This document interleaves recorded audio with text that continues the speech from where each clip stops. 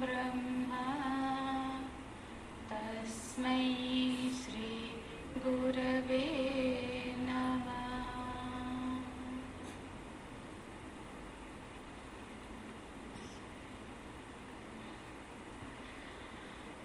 ॐ आप्यायन्तु ममङ्गानि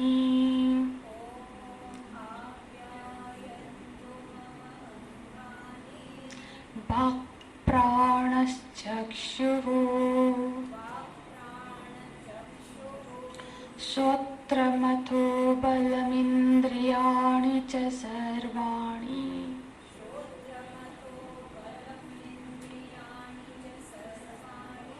सर्वं ब्रह्मोपनिषदम् माहं ब्रह्म निराकुर्याम् मा ब्रह्म निराकरोत् अनिराकरणमस्तनिराकरणं मे अस्तु अनिराकरणमस्वनिराकरणं मे अस्तु।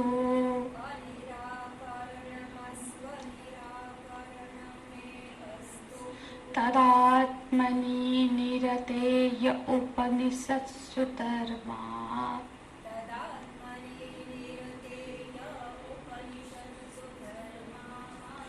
ते मयि सन्तु ते मयि सन्तु। ॐ शान्ति शान्ति शान्तिः।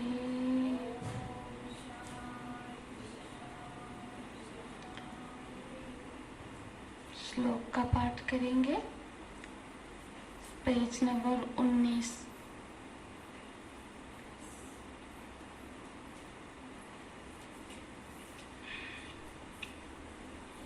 पहला और दूसरा दोनों मंत्र का पाठ करेंगे। दूसरा मंत्र है 25वें पेज में। ओम केनेशितं पतति प्रेषितं मनः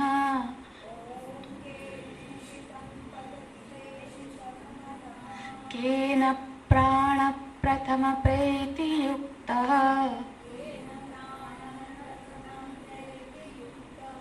केनेशितं वाचमिमां वदन्ति चक्षुश्रोत्रं कौ देवो नक्ति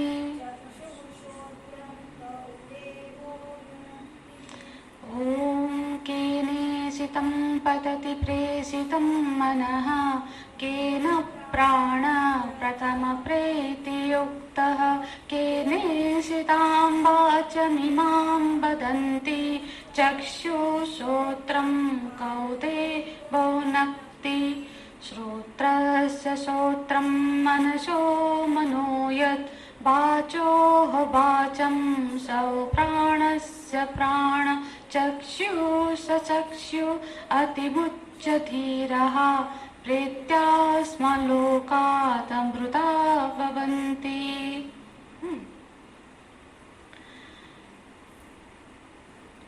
ॐ केनेशितं पतति प्रेषितं मनः।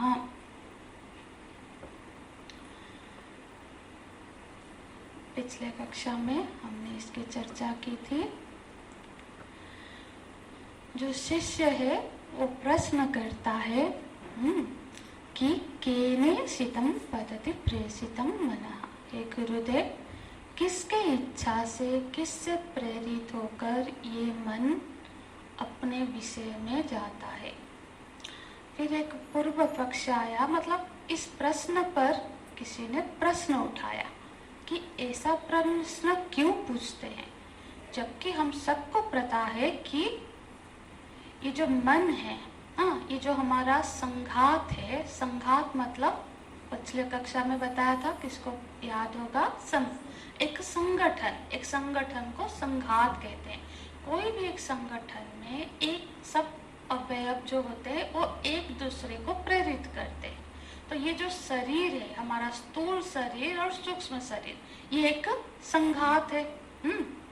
एक शरीर, मन, प्राण, चक्षु, सारे इंद्रिया सब एक दूसरे को इस संघात में प्रेरित करते हैं। कोई विषय को चक्षु ने, इंद्रिय ने देखा, फिर मन का उसके प्रति इच्छा हुई कि मैं उसको प्राप्त करूं, तो इससे क्या हुआ, मन, इंद्रिय ने मन को प्रेरित किया। इसी तरह से कभी क्या होता है, कभी मन में कोई संकल्प आता है कि मैं वहां जाऊं, तो फिर मन क्या करता है, इंद्रियों को प्रेरित करता है कि तुम चल के वहां जाओ। तो ये तो साधारण सी बात हमको लगती है कि हम तो देखते हैं कि मन कभी इंद्रियों को प्रेरित करता है, इंद्रिय मन को प्रेरित करता है, कभी बाहर का विषय हमको प्रेरित करता है कि हम उस कोई परिस्थिति प्रेरित कर देता है, कोई व्यक्ति कुछ ऐसा अटपटा बोल देता है कि हमारा हाथ उठ जाता है, तो क्या उसने हाथ को प्रेरित कर दिया। तो इस तरह से तो फिर हम देखते हैं कि संघात में एक दूसरे सबको प्रेरित करते हैं। फिर कौन प्रेरित करता है, एक ऐसा तीसरा चीज की अनुसंधान की कोई बात तो बनती नहीं है। ये उस प्रश्न पर किसी साधक का प्रश्न आया, तो फिर भगवान शंकराचार्य जी, भगवान भाष्यकार बोलते ना, ऐसा नहीं है, क्योंकि ये जो प्रश्नकर्ता, ये जो साधक है, ये अभी जिज्ञासु है, ये विरक्त है। अब वो उस तत्व को जानना चाहता है जिसके उपस्थिति से ये सारे प्रेरित हो रहे हैं, क्योंकि वो जानता है कि जो संघात होता है, एक नियम है ना, संघातस्य परार्थत्वात्, जो संघात होता है, कोई भी समूह हो, कोई भी संगठन हो, वो हमेशा किसी दूसरे के लिए होता है। जैसे गाड़ी, विभिन्न पार्ट, कई सारे पार्ट को मिला के गाड़ी बनी। अम्मा पहले ये फ्रंट में आ जाइए, यहाँ आ जाइए, दिखेगा, पीछे छुप जाते हो। तो हम क्या चर्चा करें, जैसे कोई भी आप संगठन देखो कि गाड़ी है, गाड़ी में व्हील्स है, स्टीयरिंग है, इंजन है, सब मिला के एक संघात बना, एक समूह बना। वो समूह किसके लिए है, जो चला के कहीं जाएगा उसके लिए है, अपने लिए तो नहीं है। उसी तरह से ये घर बना, दीवार, छत, चीजों से, ये किसके लिए है, जो उसको व्यवहार कर रहा है उसके लिए है। तो इसी तरह से ये जो मन, बुद्धि, शरीर आदि का समूह है, ये भी जरूर किसी दूसरे के लिए होगा जो उस संघात का पार्ट नहीं होगा। ठीक है, क्योंकि इंजन, स्टीयरिंग सब है, पर क्या स्टीयरिंग के लिए बाकी सब नहीं कर रहे हैं। वो सबका जो संगठन होता है वो किसी ऐसे के लिए है जो उस संगठन का पार्ट नहीं होता है। तो इसी तरह से ये जो शरीर, मन, बुद्धि, प्राण आदि का जो समूह है, ये किसी ऐसे के लिए ही होगा जो इस समूह का पार्ट नहीं होगा। तो इस तरह से ये प्रश्न उचित प्रतीत होता है। तो देखो, ये तो उस शिष्य का क्या है, वो गंभीर शिष्य है, गंभीर। देखो, हम लोग भी व्यवहार में ये प्रश्न हम सबके मन में जरूर आता है, कभी ना कभी आता है। हालांकि थोड़े समय के लिए आता है, फिर हम अपने विषयों में व्यस्त हो जाते हैं। ये प्रश्न जब हम किसी को, कोई अपना है या फिर कोई पड़ोसी है, दोस्त है, उसको हम गुजर गया, हम उसके शरीर को देखते हैं, ये तो सुबह मेरे से बात किया था, हम बोलते हैं, जो घर में उस समय उपस्थित है, कुछ क्षण पहले वो व्यवहार कर रहा था, अब वो क्या हो गया, उसमें क्या परिवर्तन आ गया, कौन था जिसके होने पर ये व्यवहार कर रहा था और अचानक से ये बिल्कुल निर्जीव जड़ सा बैठ गया, उसमें कोई हलचल नहीं, कोई व्यवहार नहीं। ऐसा प्रश्न तो हम सबके मन में आता है। बस यही प्रश्न है, ये एक साधक का प्रश्न है, तो उसने उसको गंभीरता पूर्वक, विनम्रता के साथ उसी प्रश्न को प्रेजेंट किया है। प्रश्न तो वही है कि कौन है वो, और ये प्रश्न कोई नया चीज नहीं है, हम सबके मन में ये हम सबका प्रश्न है। बस उसकी गंभीरता कि यहाँ सिर्फ कौतूहल नहीं है, हम कभी कभी क्यूरियस होते हैं जानने के लिए। कौतूहल होना और जिज्ञासु होने में फर्क है। जिज्ञासु है माने अब इस प्रश्न का उत्तर लिए बगैर मुझे चैन नहीं है। हाँ, कहीं से भी मिले, कहाँ से भी मिले, ये प्रश्न तो अब मुझे इसका समाधान मुझे चाहिए। हाँ, जब कोई जिज्ञासु होकर उसके पीछे लग जाता है ना, इधर आ जाइए माँ, यहाँ पे, तब जाकर फिर वो जिज्ञासु बनता है। तो हम अब चर्चा कर रहे हैं कि तो इस तरह का ये प्रश्न है और ये यथार्थ है। ये तो एक प्रश्न किसी ने उठाया था, और एक छोटा सा पूर्व पक्ष और भगवान भाष्यकार लेते हैं। जिसको भाष्य समझ में आता है, कभी भाष्य के साथ अध्ययन किए हैं, वो देखे, बाकी लोग उसमें ना ध्यान दे। हाँ, देखिए 23 में पदभाष्य का 23 पे पृष्ठ का द्वितीय पैराग्राफ ननु से शुरू होता है। ननु स्वतंत्रं मनः स्वविषये मनः प्रवृत्तियां स्वयं प्रततिति पारतंत्र। क्या बोल रहे हैं? एक प्रश्न और उठाते हैं कि कोई बोल रहा है, यदि ये कहे, ये बात तो प्रसिद्ध है कि मन स्वतंत्र है। किसमें स्वतंत्र है? प्रवृत्ति और निवृत्ति में। कहाँ पे कुछ करना और ना करने में मन तो स्वतंत्र है। मन को फिर कोई प्रेरित करता क्यों? मन अपनी इच्छा से करता है। मन को ये करने की इच्छा है तो वो करता है, वो करने की इच्छा नहीं है तो वो नहीं करता है। तो ये प्रश्न तो मन तो स्वतंत्र है। फिर ये प्रश्न क्यों पूछ रहे हैं कि मन को कौन प्रेरित कर रहा है ना? हमको तो ऐसा ही लगता है कि हमको साधारण व्यवहार में हम मन के पीछे हैं, मन हमको दौड़ा रहा है। मन तो स्वतंत्र है, उसका मन नहीं है वो करने का तो वो नहीं कर रहा है, इसका मन है तो वो कर रहा है, ऐसा हमको लगता है। तो मन तो स्वतंत्र है। फिर ये पूछना कि मन को कौन प्रेरित करता है, किसकी इच्छा से मन कार्य कर रहा है, ये तो थोड़ा सा प्रश्न ही हमको समझ में नहीं आ रहा है। तो भगवान बोलते हैं उच्यते, बताते हैं। देखो, स्वतंत्र का अर्थ, क्या मन स्वतंत्र है? हम इस पर चिंतन कर सकते हैं। हाँ, स्वतंत्र का अर्थ क्या होता है? इस शब्द को पहले समझिए। स्वतंत्र, तंत्र माने शासन। हाँ, परतंत्र, स्वतंत्र, इस तरह से दो शब्द बनते हैं ना। हम परतंत्र है मतलब किसी दूसरे के अनुशासन में है, किसी दूसरे के अनुशासन को हमने स्वीकार किया है, उसने जो बाउंड्री सीमा लेखा बनाई है, नियम बनाए हैं, उसके अनुसार हम जब चलते हैं हम परतंत्र है।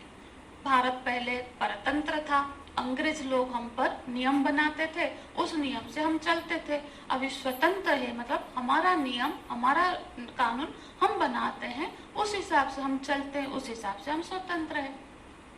तो परतंत्र मतलब किसी दूसरे के तंत्र में, अनुशासन में रहना, है ना, उसके शासन में रहना। स्वतंत्र माने अपने ही अनुशासन में रहना। देखो, ये कोई गलत बुरी बात नहीं है। स्वतंत्र मन यदि स्वतंत्र है तो ये तो बहुत उच्च, बहुत अच्छी बात होती। हालांकि मन स्वतंत्र नहीं है, ये दुख की बात। मन स्वतंत्र होता, देखो कुछ लोग ऐसे बहुत मतलब क्या बोलेंगे, दृढ़ संकल्प वाले होते हैं, वो अपना अनुशासन बनाते हैं और उसी का पालन करते हैं। मुझे 6 बजे योगा करना है, करना ही करना है, मुझे ये चीज नहीं खानी है, हम नहीं कर पाते, तो वो अपना अनुशासन बनाते हैं, अपना नियम बनाते हैं, फिर उसका पालन करते हैं। वो स्वतंत्र, कुछ हद तक स्वतंत्र है। स्वतंत्र होना और उच्छृंखल होना ये अलग बात है। स्वतंत्र होना बुरी बात नहीं है, उच्छृंखल होना माने श्रृंखला को तोड़ देना। श्रृंखला किसको बोलते हैं? जो क्या बोलते हैं, जो लोहे का जंजीर होता है ना, उसको हम बोलते हैं श्रृंखला। तो किसी श्रृंखला, अनुशासन को न मानना उच्छृंखलता है, पर अनुशासन बना के उसके का अनुसार रहना वो स्वतंत्रता है। तो जब प्रश्न ये उठता है कि मन तो स्वतंत्र है, तो फिर भगवान भाष्यकार भगवान शंकराचार्य जी बोलते हैं, मैं बताता हूँ। यदि तुम ऐसा बोलते हो कि मन स्वतंत्र है, तो पहले ये तो बताओ, क्या मन यदि स्वतंत्र होता, उसके दूसरे पे में देख सकते हैं आप,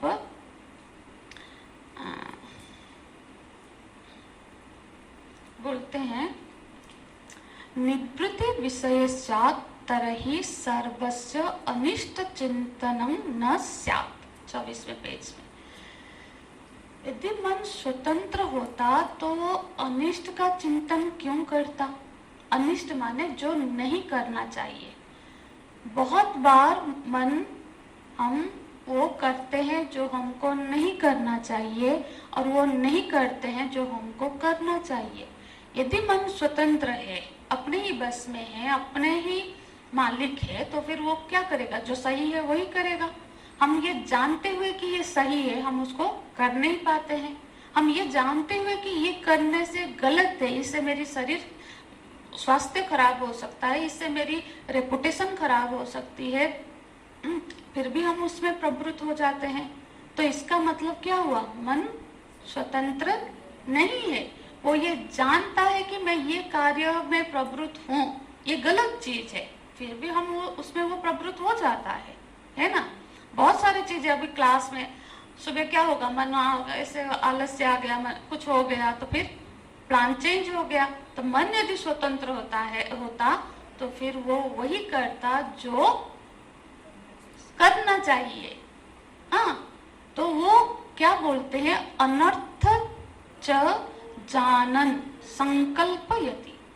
इवन इफ की मन ऐसे कार्य कर लेता है, ऐसे कार्यों में प्रवृत्त हो जाता है जो आगे चल के बहुत दुखद परिस्थिति को, हम टीनेजर लड़के लड़कियों को देखते हैं, गलत लड़का या लड़की को चूज करके बिल्कुल जीवन भर के लिए मतलब एक गलत डिसीजन ले लेते हैं।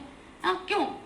मन स्वतंत्र नहीं है। वो भी जानते हैं सही, वो भी जानते हैं गलत, पर वो बाध्य हो जाते, प्रवृत्त हो जाते, कर लेते। यदि मन स्वतंत्र होता तो मन वही करता जो सही है, गलत क्यों करता?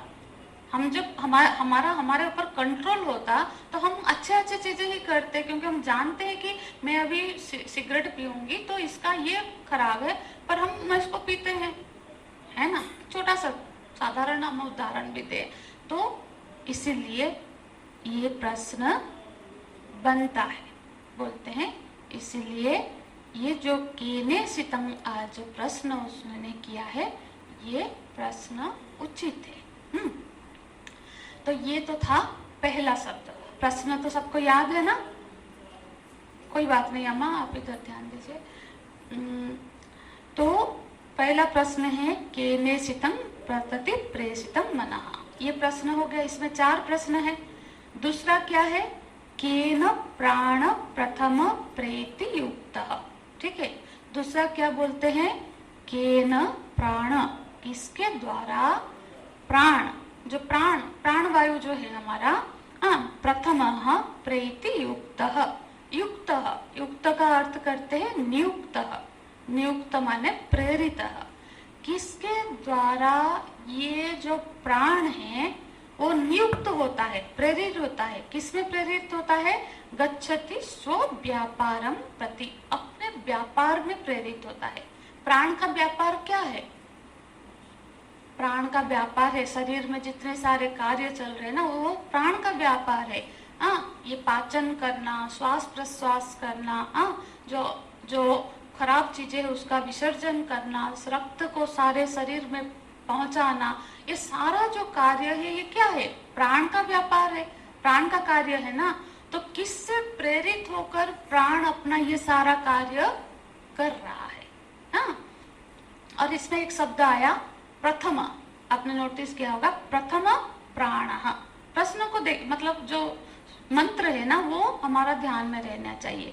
केन प्राण प्रथम प्रेति युक्त। प्रथम, यहाँ प्राण को प्रथम क्यों कहा गया? है ना।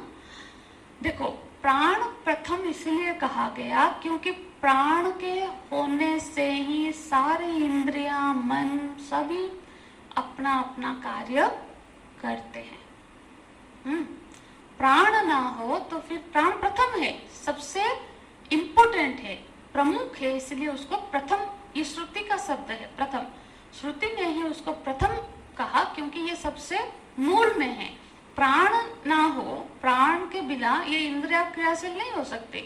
प्राण, हम बहुत टायर्ड हो जाते हैं, प्राण वीक हो जाती है तो इंद्रिया भी प्रवृत्त नहीं हो सकते, है ना।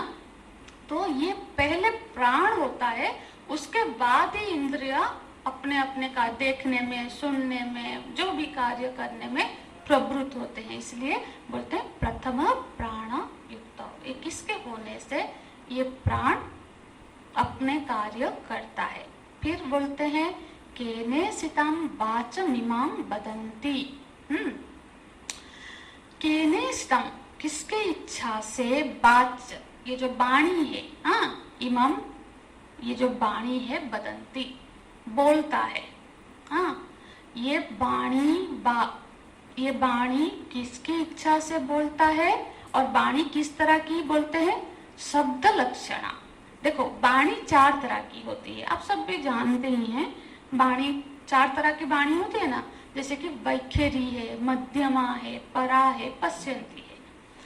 वैखरी मतलब अभी जिस तरह से मैं बोल रही हूँ, वैखरी मतलब जो शब्द उत्पन्न कर रहा है और दूसरे सुन पा रहे हैं। एक मध्यमा, इतना धीरे धीरे बोलना कि अपने आप को ही सुने।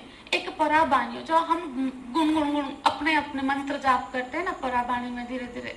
और एक पश्यंती है, जो बिल्कुल शांत अपने आप के साथ जैसे वाणी होती है। तो वाणी के 4 तरह के रूप है। यहाँ जो प्रश्न है वो प्रश्न है वैखरी वाणी का। जो अभी जब जैसे मैं बोल रही हूँ, जैसे आप सब सुन पा रहे हैं, तो ये जो वाणी किससे प्रेरित होकर मैं बोल रही हूँ, ये प्रश्न है।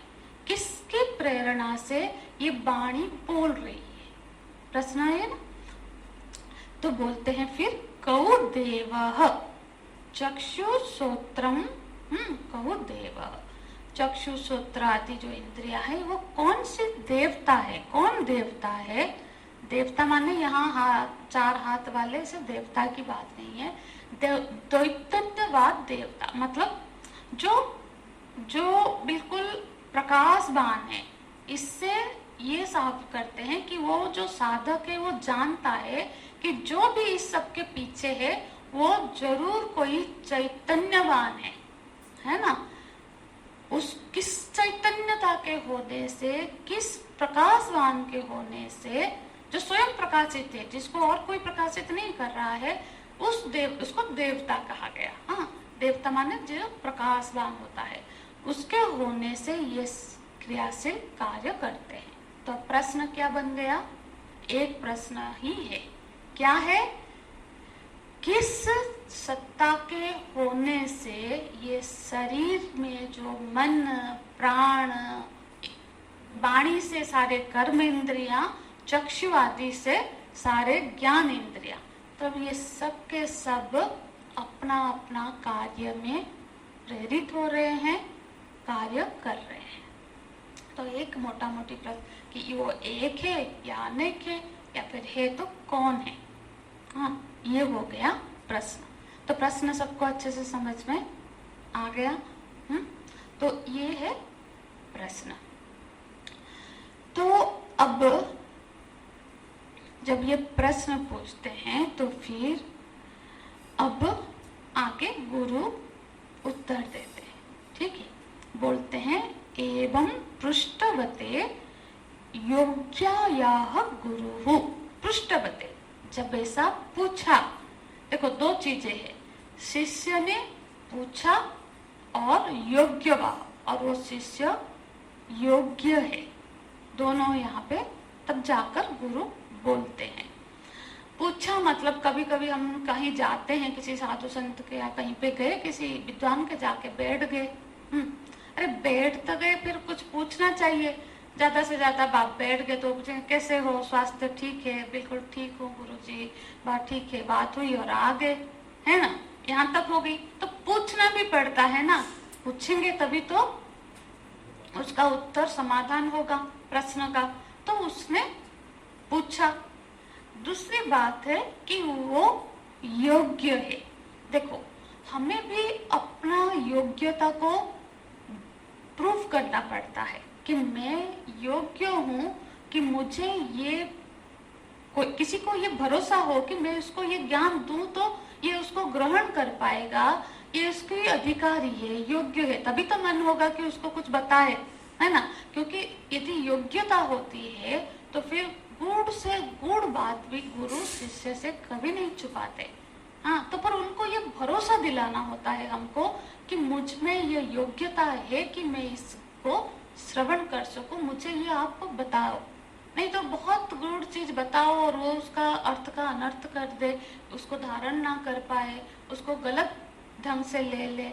इसीलिए योग्य होना भी एक बहुत आवश्यकता है। तो बोलते हैं कि वो पूछता भी है, और कोई योग्य नहीं है ऐसे ही पूछता है क्यूरियस होके।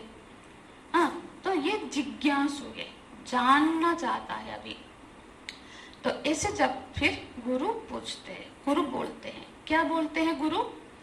शृणु यत् स्व पुच्छामि मन आदि करणात् जानस्य को देवः स्वविषयं प्रति प्रेरयिता कथं वा प्रेरयति। अब कभी कभी होता है ना, जब कोई प्रश्न पूछता है तो बोलते हैं तुम यही तो पूछना। अभी क्या कर रहे हैं, वो कंफर्म कर रहे हैं कि तुमने जो पूछा और मैंने जो समझा वो एक है या नहीं। कभी कभी हम ना कोई प्रश्न पूछते हैं, इतना लंबा खींचते, फिर नहीं मेरा वो भाव नहीं था, मैं ये, अब क्योंकि हम उस जो पूछना चाहते हैं उसको बोल नहीं पाते शब्द देके, फिर वो जब मैं ऐसा नहीं पूछ रहा था, मेरा ऐसा भाव था, तो फिर वो गुरु कंफर्म कर रहे हैं, तो ये तो मतलब ऐसा ही जानना चाहता है ना। तो वो एक बार फिर उसको कंफर्म कर रहे हैं कि तू यही पूछ रहा है ना, कि कौन वो देवता है, कौन वो तत्व है जिसके द्वारा ये मन वाणी आदि अपने कार्य कर रहा है। एक ये है, दूसरा कथम वा प्रेर, किस उस जो प्रेरणा का स्वरूप क्या है, किस तरह से वो उसको प्रेरित करते हैं। देखो, ये भी समझना पड़ेगा किस तरह से प्रेरित करते हैं। जैसे कि अब भगवान भाष्यकार ही यहाँ पे दृष्टांत देते हैं वाक्य भाष्य में, अच्छे से इसको समझना पड़ेगा हमको किस तरह से। जैसे कि प्रेरित करते हैं, अब गुरु शिष्यों को प्रेरित किए, जाओ और वो फल लेके आ जाओ। तो क्या हुआ, वो क्रिया हुआ, वो गया, गुरु ने बोला, क्रिया के रूप में एक बोला, तो वो गया लेके आया। राजा क्या करते हैं, आदेश करते हैं कि ऐसा करो। क्या वो राजावत इसको प्रेरित कर रहे हैं, गुरुवत प्रेरित कर रहे हैं? तो वो प्रेरणा का स्वरूप क्या है। हाँ, तो यहाँ पे यदि किसी को देखना हो तो वाक्य भाष्य पृष्ठ नंबर 21 में वाक्य भाष्य में आप देख सकते हैं। नहीं शिष्य निव मन आदिनी विषयेभ्यः प्रेषयत्वात्मा। बोलते ना, ये गुरु जैसे शिष्य को बोल रहे हैं, इस तरह से वो उसको प्रेरित नहीं कर रहा है। जो आत्म तत्व है वो इस मन को, वाणी को ऐसे बोल बोल के या फिर क्रियात्मक रूप से प्रेरित नहीं कर रहा है, उसके उपस्थिति मात्र से ये सारे कार्य हो रहे हैं। जैसे आप उदाहरण में समझिए, जैसे अग्नि, बहुत ठंड लग रही है, हम अग्नि के पास हो गए, तो फिर क्या हुआ, ठंड शीत दूर हो गया, है ना। तो क्या अग्नि ने कुछ किया? नहीं, अग्नि के उपस्थिति मात्र से वो शीत दूर हो गई। अग्नि ने कोई क्रिया नहीं की, कुछ अग्नि जैसा जल रहा है वैसा जल रहा है, बस उसकी उपस्थिति हुई और ये शीत दूर हो गया, है ना। तो इस तरह से देखो, यहाँ पे एक दृष्टांत भी देते हैं भाष्य में, आप यदि देखना चाहे तो लिखा है, नित्य चित्त स्वरूपतया तू, मतलब जैसे चित्त स्वरूप आत्मा स्थिति रहती है और उसी से प्रेरित होकर उसके उपस्थिति मात्र से ही ये सारे क्रियाशील हो रहे हैं। यहाँ कोई किसी को राजा जैसे आदेश देता है कि तुम ये करो, गुरु जैसे बोलते हैं कि ये करो, इस तरह से यहाँ पे वो प्रेरित नहीं कर रहे हैं।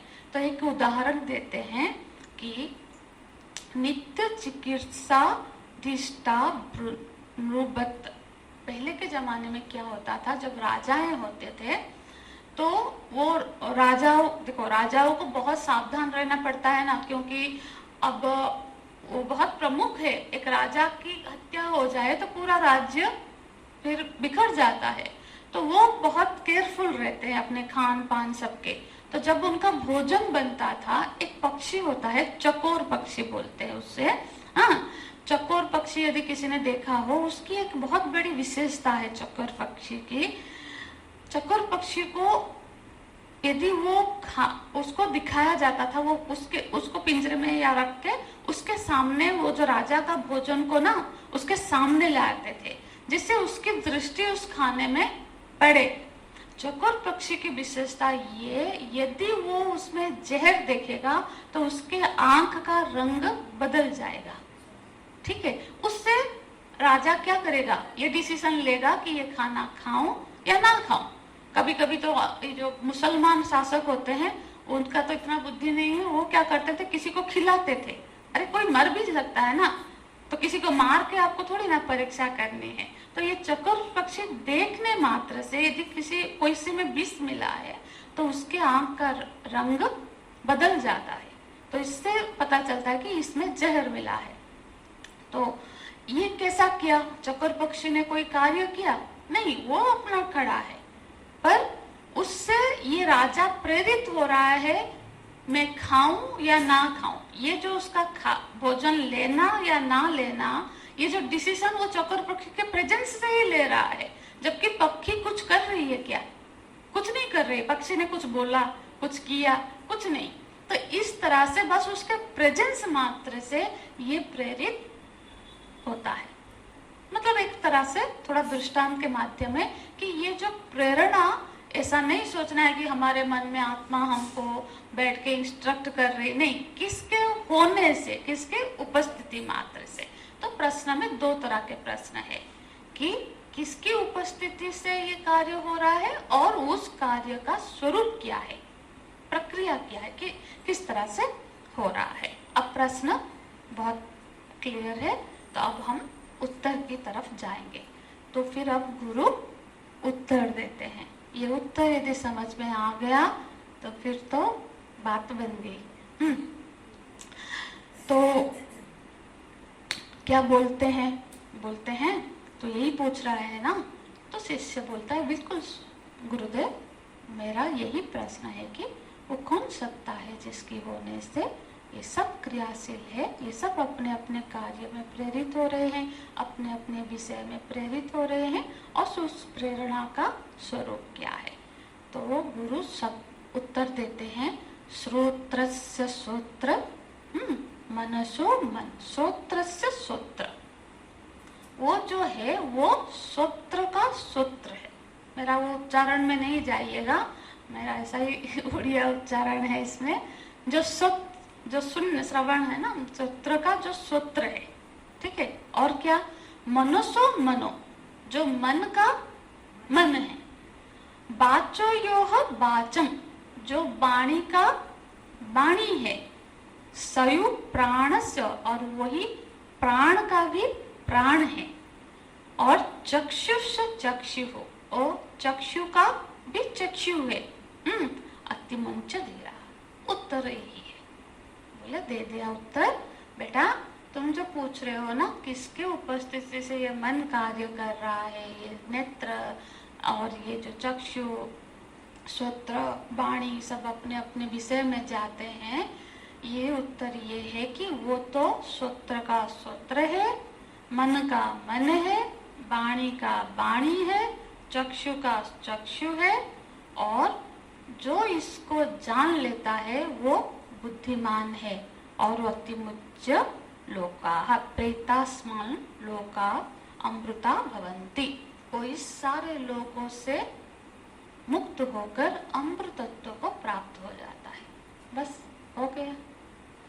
उत्तर तो दे दिया गुरु ने कि अब वो तो श्रोत्र का श्रोत्र है, मन का मन है, वाणी का वाणी है। अब हो गया कनोपनिषद समाप्त, प्रश्न आया और उत्तर हो गया। तो यहाँ पे ऑब्वियस सा एक पूर्व पक्ष उठता है कि ये कैसा उत्तर दिया।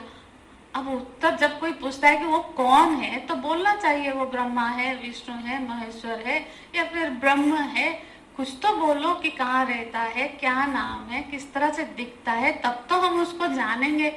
अब ये क्या अटपटा सा उत्तर दे रहे हो, सूत्र तो सूत्र है, तो फिर इससे थोड़ी ना कुछ, ये तो लगता है कि प्रश्न के अनुरूप उत्तर तो लगता ही नहीं है। श्रुति इतनी आसान नहीं है समझना, इसीलिए गुरु की जरूरत होती, नहीं तो हम लोग तो सब समझेंगे। गुरु के कृपा से, गुरुदेव के अनुग्रह से हम समझेंगे इसको और समझ भी जाएंगे। कि थोड़ा सा आज कोशिश करते हैं, बस फिर कल आप, मैं कुछ उत्तर में प्रवेश से पहले मैं कुछ हिंट्स ही दूंगी आज, आप उस पर खूब विचार करना, फिर उस सबका फिर नेक्स्ट क्लास में हम आराम से उसको समाधान करें। क्योंकि जो जितना सोच के आएगा ना, वो उतना जल्दी ग्रहण करेगा। तो मैं सोचने के लिए कुछ खुराक दूंगी, ठीक है। बोलते हैं सूत्रस्य सूत्रम। तो पहले भगवान भाष्यकार यहाँ पे भाष्य में लिखते हैं कि ये सूत्र माने क्या। हाँ, सूत्र माने श्रुणोति इति सूत्र। जिस करण से हम सुनते हैं उसको सूत्र बोलते हैं, ठीक है। जिस इंस्ट्रूमेंट से सुना जाता है उसको सूत्र बोलते हैं, ठीक है। अब सूत्रों की समझते हैं, बाकी तो बाद में, एक को पकड़ते हैं। तो सुनते हैं माने उसका वो 3 लक्षण बताते हैं। 3 क्या है? एक तो जिससे सुनोति इति सूत्र, जिससे सुनते हैं वो सूत्र है। शब्दस्य श्रवणम प्रतिकरणम, जो शब्द को जना देता है, हाँ वो सूत्र है। और शब्दाभिव्यंजकम, अभिव्यंजकम सूत्र, जो शब्द को अभिव्यक्त कर देता है। हाँ, जैसे कि अब मैं बोल रही हूँ, मैं जब बोल रही हूँ मेरे मुख से जो ध्वनि निकल रही है वो क्या हो रहा है? वो तरंग, ध्वनि तरंग के रूप में अव्यक्त हो रहा है, ये चारों तरफ फैल गया है ना। जब बोल रही हूँ मेरे मुख से जो ध्वनि निकल रही है वो क्या हो रहा है? तरंग के रूप में, ध्वनि तरंग के रूप में इस पूरे कमरे में अपने, मेरी आवाज के हिसाब से वो तरंग के रूप में फैल गया। तो वो क्या हुआ? अव्यक्त हो गया। अब प्रत्यक्ष नहीं है, व्यक्त होना माने प्रत्यक्ष किरण हो जाना। जैसे सृष्टि पहले क्या होती है? अव्यक्त हो जाती है, फिर व्यक्त हो जाती है, मतलब प्रत्यक्ष इंद्रियों का विषय बन जाती है। तो फिर जब मेरे मुख से निकला, हाँ, तो फिर वो क्या हुआ? इस अव्यक्त बिल्कुल चारों तरफ फैल गया। तो उसको व्यक्त कौन कर रहा है? जिसके पास श्रवण इंद्रियां है उसी को व्यक्त हो रही है। यहीं पे ही एक चेयर में कोई बैठे जिसको हियरिंग प्रॉब्लम या जो सुन नहीं सकता, तो वो व्यक्त नहीं कर पाएगा। तो जो करण इसको व्यक्त कर रहा है, जो मेरे मुख से निकला फिर वो अव्यक्त हो गया तरंग, उसको जो अभिव्यंजन कर रहा है, जो उसको जना दे रहा है, जो उसको व्यक्त कर दे रहा है, वो सूत्र है। ठीक है, तो ये सूत्र है। तो बोल रहे सूत्र से सूत्र, तो उसको भी जो जना रहा है, ये पॉइंट पे ध्यान देना है, समझना यहाँ है।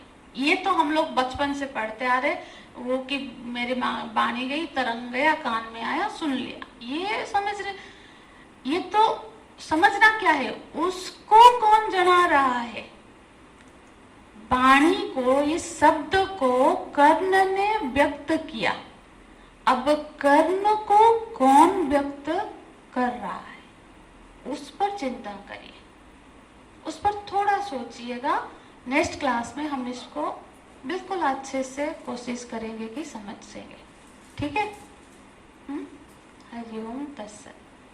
ओम पूर्णमद पूर्णमदः पूर्णमिदं पूर्णात् पूर्णमुदच्यते पूर्णस्य पूर्णमादाय पूर्णमेवावशिष्यते। ॐ शान्ति शान्ति शान्तिः। हरिः ओम्। श्री गुरुभ्यो